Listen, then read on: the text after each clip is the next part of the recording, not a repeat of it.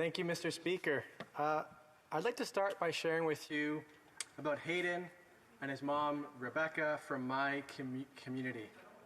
Hayden was born with Cornelia de Lange syndrome, with epilepsy and microcephalia. As a child, he and Rebecca had access to various supports, including the disability tax credit and assistance for children with severe disabilities. His mom describes him as the smiliest, happiest, chattiest boy. When he turned 18, though, the supports his mom received dropped off like a cliff. The first 3 months while waiting for the Ontario Disability Support Program, actually, they had no support at all.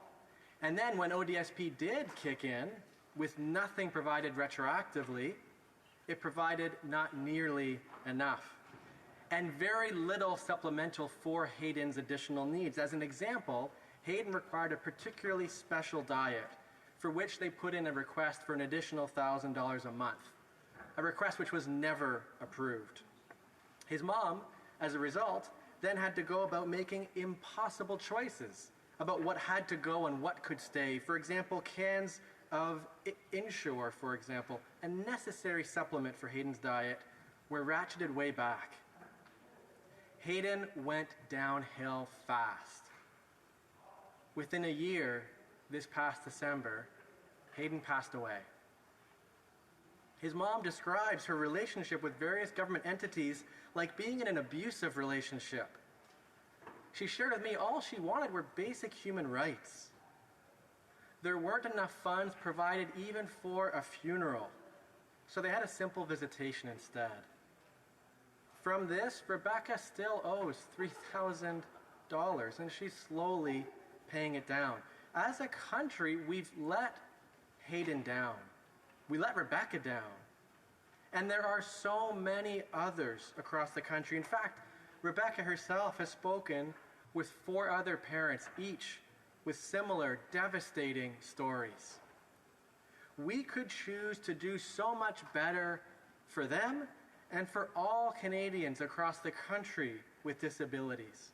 It's why the Canada Disability Benefit is so critical, a guaranteed livable income for Canadians with disabilities.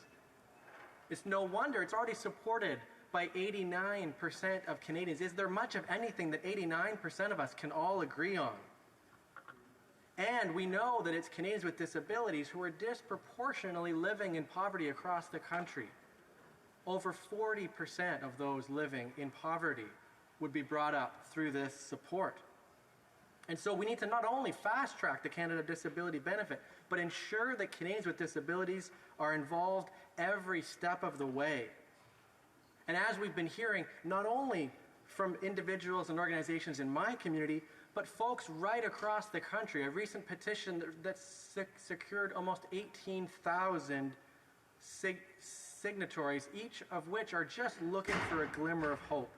And so my question to the Minister again tonight is, can they share the progress made in working to fast-track the Canada Disability Benefit? Because as Rebecca would say, everybody has a Hayden. And every day we wait for the Canada Disability Benefit, we risk losing another Hayden. This legislation would save lives, and it's far past time we get it done. Thank you.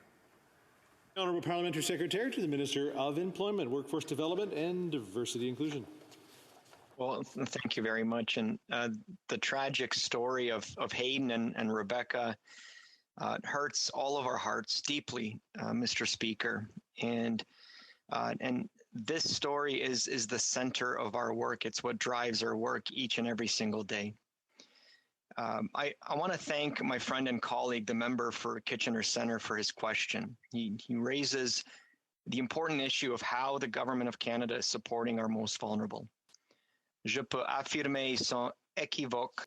I can say unequivocally that we are committed to creating the Canadian benefit for people living with a disability. On December 16, 2021, the Minister of Employment, Workforce Development and Disability Inclusion was instructed to move forward with our campaign platform commitment for the design, introduction, and implementation of a Canada Disability Benefit Act and Canada Disability Benefit for low-income working age persons with disabilities. The need for this benefit is clear. Despite the progress that has been made in recent years, Canadians with disabilities continue to face persistent barriers to full economic and social participation. Prior to the pandemic, the 2017 Canadian Survey on Disability painted a troubling picture of economic disparity. At the time of the survey, working age Canadians with disabilities were over 2 times as likely to be living in poverty than the general population, 21% to 11%. And the situation is even worse for those with more severe disabilities, women, Indigenous peoples, LGBTQ2, and racialized Canadians with disabilities. Over the past year, the global pandemic has highlighted and exacerbated the entrenched inequities faced by Canadians with disabilities. A recent survey tabled by this very member for Kitchener Centre showed that 2/3 of respondents with disabilities indicated that they were having difficulties meeting their financial obligations or essential needs as a result of the pandemic. A survey garnering almost 18,000 signatures, might I add, Mr. Speaker. The Canada Disability Benefit would address these inequities head on. It would reduce poverty and support the financial security of working aged persons with disabilities. But Mr. Speaker, we can't say much yet about some of the specific aspects of the benefit, and that is because we want to engage provinces and territories to ensure the benefit supplements rather than replaces existing benefits and income. And in the spirit of nothing without us, we are engaging persons with disabilities and the disability community directly in the design of the benefits. Cela est essentiel. This is essential. De handicap sont les mieux placés. Canadians living with a disability, are the best placed to understand the economic obstacles that they're facing. Ils ont besoin pour atteindre la sécurité financière. And to understand the support measures they need to achieve financial security.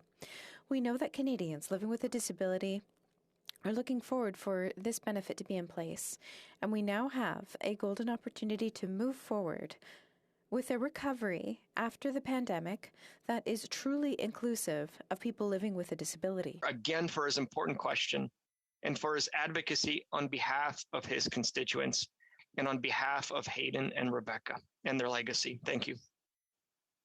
The honourable member for Kitchener Centre. Well, thank you to the Parliamentary Secretary for those kind words. My question in reply is simply when. We know that the previous Bill C-35 was introduced in the last parliamentary session 2 months before the election. In the time since, 43 senators have joined the call and signed on saying, can we please fast track this critical support? And so knowing there is so much existing support within the governing party, knowing that there is support in the other place, and most importantly, knowing that Canadians with disabilities across the country have been calling out for years, that organizations like Disability Without Poverty have been doing such critical convening to bring that voice to government. Can the Parliamentary Secretary share when this legislation will be reintroduced in this place? And if not, what more is required to demonstrate how critical it is for exactly that to happen? The Honourable Parliamentary Secretary. Mr. Speaker, the member's question is well timed, and I share his urgency on this issue. I can tell you that the Government of Canada has been there for persons with disabilities throughout the pandemic, and we are still there for them. Notre réponse à la pandémie a été formulée en... Our pandemic response was designed considering people with a disability. We've provided support to seniors and students who are living with a disability. Time tax-free, non-reportable payment of up to $600 to help persons with disabilities weather the crisis. And since the beginning of this benefit in October 2020 and until December 2021, Service Canada issued payments to 1.75 million individuals for a total value of $815 million. And now we're in the process of mapping out a disability inclusion action plan, which includes financial relief through a Canada Disability Benefit. The benefit has the potential to help hundreds of thousands of working age Canadians with disabilities and their families.